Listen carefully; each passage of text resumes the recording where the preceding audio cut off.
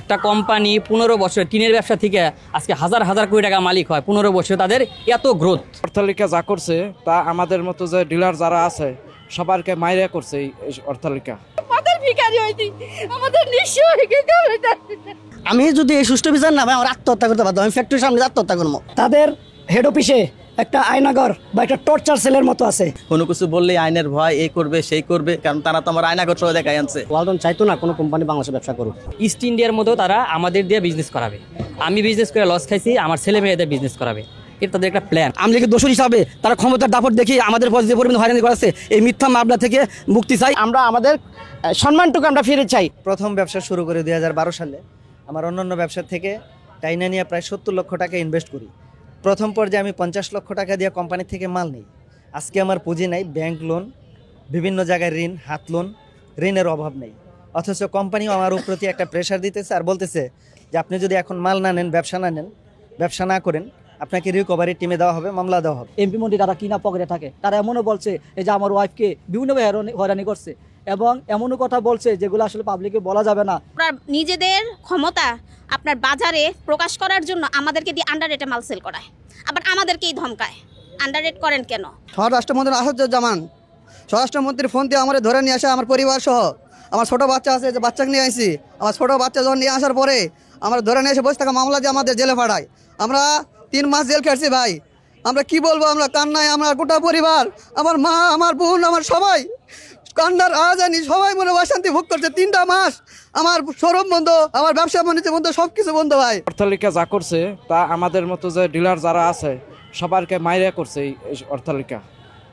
এখন সারাদিন যদি আপনি হেঁটেও বেড়ান, সারাদিনে শেষ করতে পারবে না, এত অট্টালিকা তৈরি করছে তারা শূন্য থেকে তারা আজকে এত বড় অট্টালিকা তৈরি করছে আর আমাদেরকে পথের ভিখারি বানাইছে। আজকে আমাদের ছেলেমেয়ের পড়ালেখার খরচ দিতে পারছি না, আমাদের ছেলেমেয়ের সামনে পরীক্ষা, তার পরীক্ষার ফি দিতে পারছি না, আর চলে অসুস্থ, তার অসুখের খরচ ওষুধ চুকাতে পারি না। আমাদের তোমার খাওয়া দাওয়া পর এমন পরিস্থিতি দাঁড়াইছি যে আমাদের বাইরে যাওয়ার মতো ক্ষমতা নেই। আমরা কি করে বাঁচবো? আমরা একটা পথের ভিখারি হয়েছি, আমাদের নিঃস্ব হয়ে গেছে। কোম্পানি আমাকে বললো যে আরিফ ভাই আপনি তো ভালো ব্যবসা করতেছেন, আপনি 1000 পিসের মালে চালান করবো, আপনি আমাকে 60 লক্ষ টাকা আমাকে দেন একসাথে। আগে যে ডিউ ছিল আমার সাথে বকেয়া ছিল 60 লক্ষ টাকা, তারা 60 লক্ষ টাকা নিয়ে যায়, নিয়ে গিয়ে আমাকে একটা প্রোডাক্টও দেয় নাই।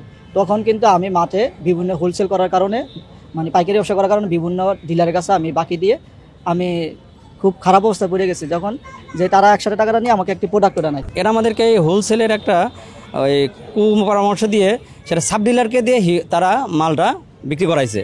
সেই মালটার মধ্যেও সমস্যা হলো, ধরেন আমি আপনার মাল আমাকে যে তার ইনভয়েস করছে বা চালান করছে, সেই চালান আমাকে কতটুকু চালান করছে সেটাও আমাকে অথেন্টিক জানায় নাই। কিন্তু লেজারের মধ্যে দেখা যাচ্ছে আপনার বিশাল অ্যামাউন্ট ধরাই দিয়েছে। এখন আমার যে টাকাটা দিছি, আমরা তো যখন তাদের কাছে লেজার চাইছে, ভাই আমি তো টাকা আপনাকে দিছি, আমার হিসাবটা দেন, বলে ভাই হিসাব লাগবে না, মাল নিতে থাকেন আর বেঁচতে থাকেন। ওয়ালটন চাইতো না কোনো কোম্পানি বাংলাদেশে ব্যবসা করুক, একক 90% শেয়ার। এমনকি আমরা লড়াই করে ইস্ট ইন্ডিয়ার মতো তারা আমাদের দিয়ে বিজনেস করাবে। আমি বিজনেস করে লস খাইছি, আমার ছেলে মেয়েদের বিজনেস করাবে, এটা তাদের একটা প্ল্যান আর কি। আমার কাছে 5 কোটি টাকা পায় বা 6 কোটি টাকা পায়, আমি তো টাকা দেওয়ার সক্ষমতা আমার নাই, তাহলে কি করতে হবে? আমি বিজনেস করে যাব, আমার ছেলে মেয়েরাও বিজনেস করে যাবে।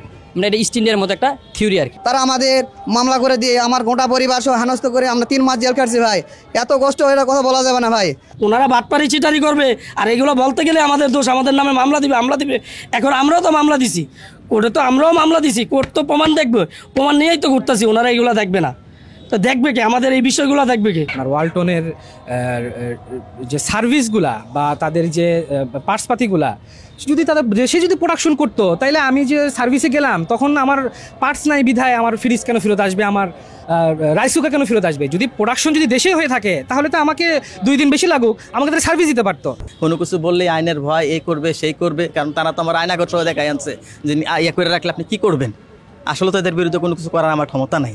একটা কোম্পানি 15 বছর টিনের ব্যবসা থেকে আজকে হাজার হাজার কোটি টাকা মালিক হয়, 15 বছর তাদের এত গ্রোথ। এই আওয়ামী লীগের ছত্রছায়া তারা এই গ্রোথগুলো করছে। গ্লাস কালারের রুম আছে, রুমের মধ্যে আমাকে নিয়ে প্রায় 12-13 জন, হ্যাঁ, আপনার যে সাবেক এসপি থাকে, তারপরে সাবেক আপনার ওসি, হ্যাঁ, আবার হচ্ছে গিয়ে আওয়ামী লীগের কিছু ক্যাডার ম্যাডার ওরা আমাকে নিয়োগ দিয়ে রাখছে। তাদের হেড অফিসে একটা আয়নাঘর বা একটা টর্চার সেলের মতো আছে। আমি একদিন গিয়েছিলাম সেখানে, আমাকে ডেকে নিয়েছিল যে আপনার কাছে এত টাকা পায়, আপনি সেইগুলা পরিশোধ করেন। কিন্তু ওই টর্চার সেলে গিয়া সেখানে কাদের বসাইছে জানেন?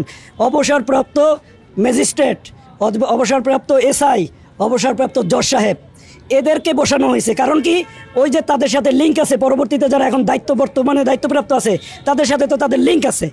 এখানে তারা বসে 8-10 জন, একজন বলে উনি সাবেক ওসি, আরেকজন হলো সাবেক এসপি, এভাবে তারা 8-10 জন বসে আর আমাদেরকে 1 লাখ টাকা ডাকে আমাদেরকে ব্রেন টর্চার, বিভিন্ন প্রশ্ন, ওখানে প্রশ্ন জর্জরিত করে ব্রেন টর্চার করে আবার আপনার টাকা ঢুকান, আবার নতুন করে টাকা দেয় এবং স্টাম্পের মধ্যে লিখিত নিত। ওরা ওইখানে আমাদের একজন 1-to-1 কথা বলার কথা বলে নিয়ে যায়, নিয়ে যাওয়ার পরে ওদের ওইখানে ওরা 10-12 জন থাকে, বিভিন্ন জন বিভিন্ন ধরনের কথা বলে, বিভিন্ন ধরনের হুমকি দেয়। এতে দেখা গেছে আমাদের অনেকেরই মানসিকভাবে, শারীরিকভাবে এবং সম্মানহানি করেছে।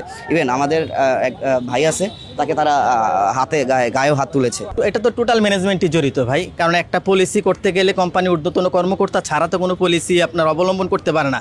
তাদের তো বিভিন্ন টিম আছে মার্কেট পর্যবেক্ষণ করে, কিন্তু তাদের কাছে যাইলে হয়তো 2-4 জন খারাপ ইয়ে করছে। 2-4 জন যদি খারাপ করে থাকে, দেশে হাজার হাজার ডিলার ক্ষতিগ্রস্ত কীভাবে হইল? 23 সালের ফেব্রুয়ারিতে এসে আমি বন্ধ করে দিই, ভাই আমি আপনাদের হিসাব অনেক গরমিল পাইতেছি, আমি আর সেল করব না। তখন তারা আমারে ডেকে নিয়ে গেল, তাদের রিকভারি টিম হলো মালিক পক্ষের চাস্তো ভাই, সম্ভবত জাহিদ ওনার নাম, ফুয়াদ, আরও কয়েকজন মার্কেটিংয়ের কয়েকজন, 7-8 জন মিলে আমার এমনভাবে প্রশ্ন করলো, আমি যেমন মানুষটা আমি অমানুষ, যা থা ভাষা, খারাপ ভাষা, বাজে আচরণ, যা করার তাদের তাই তারা করছে। আমি এক সুষ্ঠু বিচার চাই। আমি যদি এই সুষ্ঠু বিচার না ভাই, আমার আত্মহত্যা করতে পারতাম, আমি ফ্যাক্টরির সামনে আত্মহত্যা করবো, আমি সোজা হিসাব ভাই বলে দিলাম। অনুরোধ করে বলবো মাননীয় সরকারকে, অন্তত আমাদের ন্যায্য দাবি চাই, অন্য কিছু আমরা চাই না। আমাদের সুব্যবস্থা করে দেয় আমাদের মাননীয় সরকার। আমরা ন্যায্য অধিকার আমাদের চাই, আমরা আমাদের সম্মানটুকু আমরা ফিরে চাই, আমরা যেন আমাদের সন্তানদেরকে নিয়ে যেন 2টা খাইয়ে যেন আমরা বাঁচতে পারি, আমাদের সেই সুযোগটা করে দিতে হবে। যে পার্সেন্টেজ তারা দেওয়ার কথা ছিল, ওগুলো অ্যাডজাস্ট করে দিলে কোম্পানি থেকে প্রত্যেকটা ডিলারই কোনো না কোনো অ্যামাউন্টের টাকা পাবেই। আমি এটা সুষ্ঠু তদন্ত চাই। বাংলাদেশের জনগণের কাছে, সবার কাছে, বাংলাদেশ সরকারের কাছে আমি সুষ্ঠু বিচার চাই। আমি লিখে দোষী হিসাবে তারা ক্ষমতার দাপট দেখি আমাদের যে পরিমাণ হয়রানি করেছে, এই মিথ্যা মামলা থেকে মুক্তি চাই এবং আমাদের সঠিক হিসাব নিষ্পত্তি করে দিয়ে আমাদের যে আগের ন্যায় ফেরত প্রেরণের জন্য আমি আবদার করি। আমাদের সুষ্ঠুভাবে আমাদের বিচার পাওনা, আমাদের সবকিছু বুঝাই দেখ। আমি বাংলাদেশের সবার কাছে আবেদন জানাচ্ছি, আমরা আর এভাবে ঘুরতে পারতেছি না।